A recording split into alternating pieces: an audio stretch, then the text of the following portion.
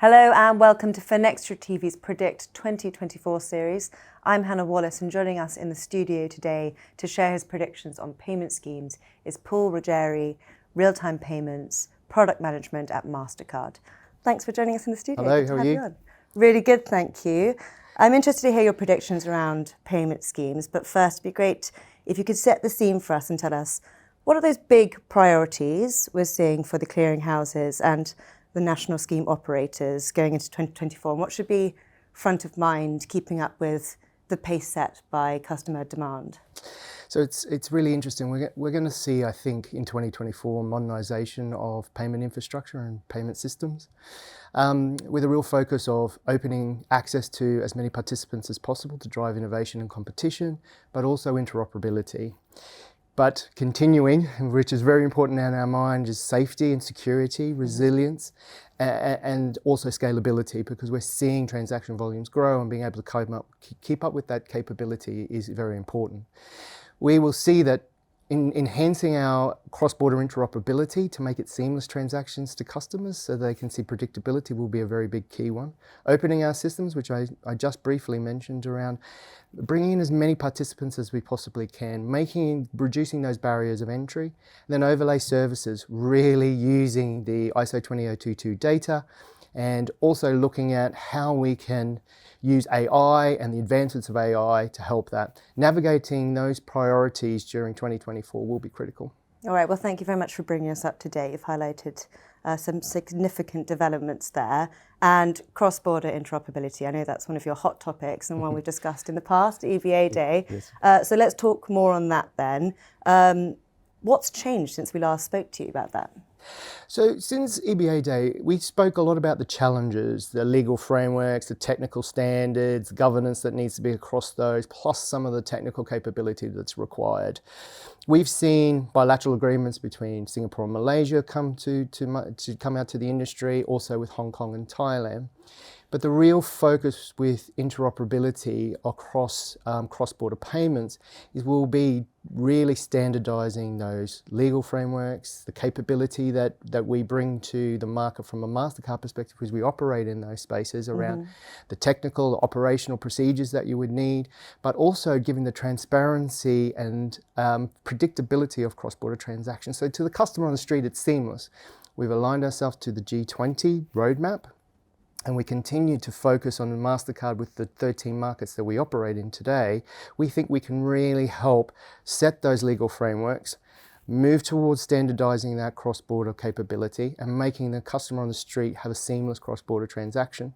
We're also looking at it from a directory perspective as well, the capability to allow directories to talk to each other that would not normally be able to speak to each other.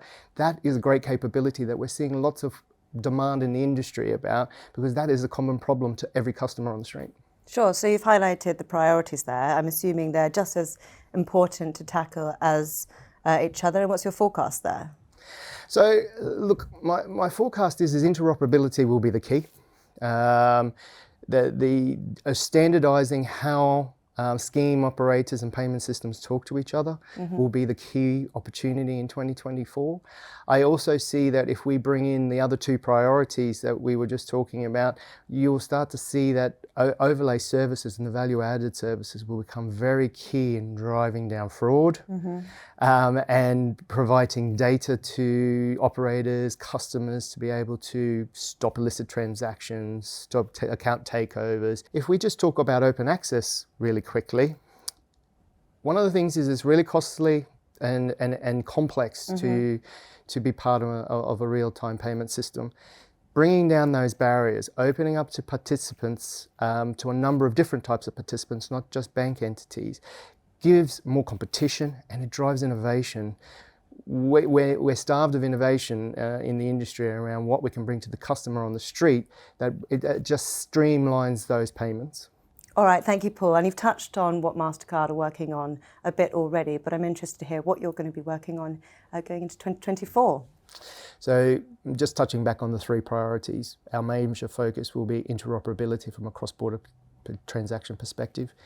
really focusing on our capability in the real-time payments area from the 13 markets we work in today to bring real-life understanding of how domestic schemes are working and bringing that seamless capability in cross-border transactions by helping with standards, rules and governance.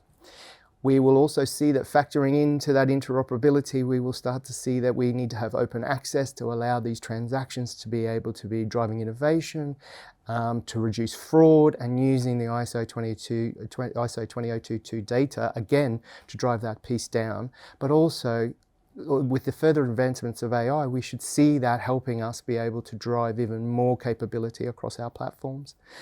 And the last piece I will really talk about is the overlay services, and we just talked about it from the perspective of open access, but if I just talk about it from a fraudulent perspective, Mastercard continues to evolve in this space and continues to drive towards reducing the fraudulent capabilities that are out there and reducing that fraudulent transactions and at the end benefiting our customers and the customer on the street.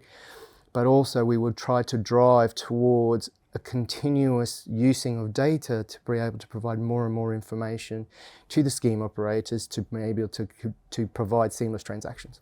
Fantastic. That's what you could expect. Fantastic. Well, watch this space. Safe to say, you've highlighted some big topics and trends there. So I look forward to catching up with you further down the line. Paul, thanks so much. Thank you.